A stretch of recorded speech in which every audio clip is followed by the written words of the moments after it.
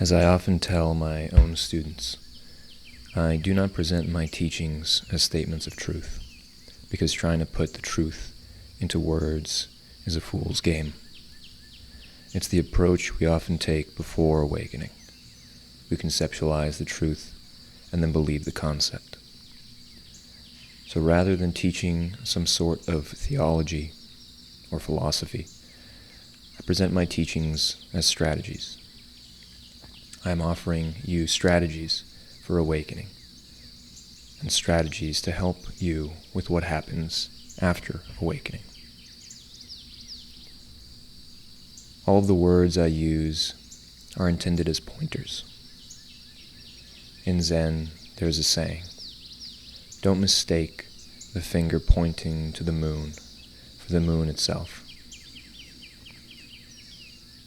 Even though we may hear that 100 times, we still have a tendency to make the mistake over and over.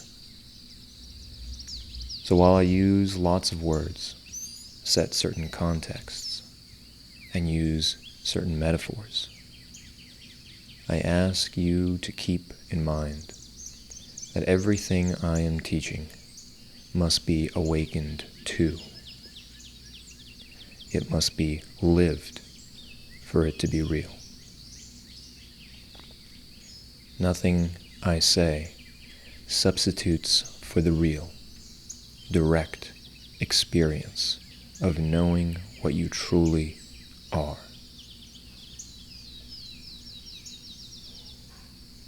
You need to be willing to question everything, to stop and ask yourself, do I really know what I think I know? Or have I just taken on the beliefs and opinions of others? What do I actually know? And what do I want to believe or imagine? What do I know for certain? This one question, what do I know for certain, is tremendously powerful.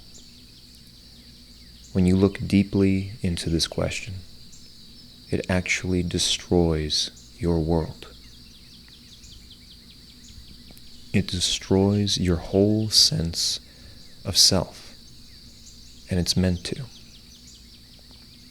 You come to see that everything you think you know about yourself, everything you think you know about the world, is based on assumptions, beliefs, and opinions.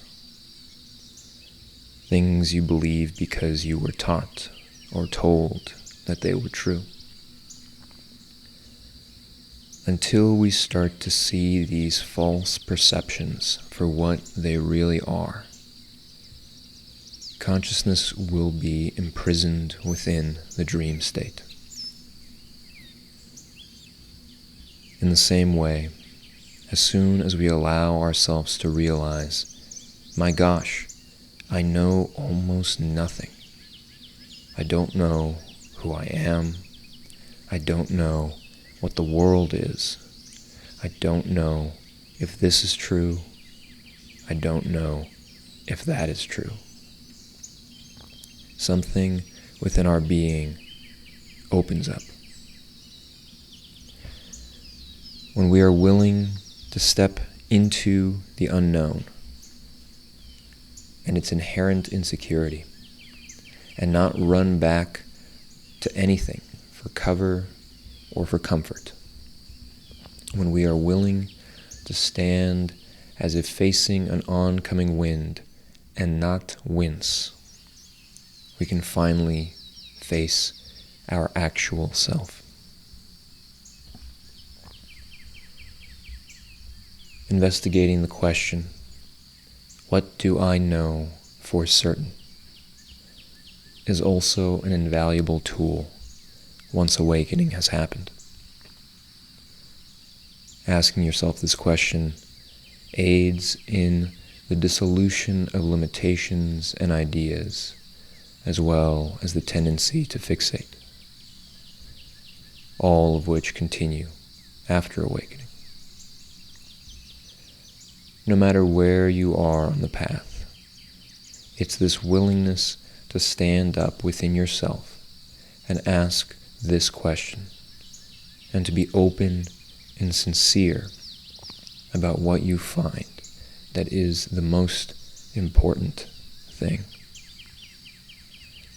It's the backbone on which the entirety of your awakening and your life after awakening depends.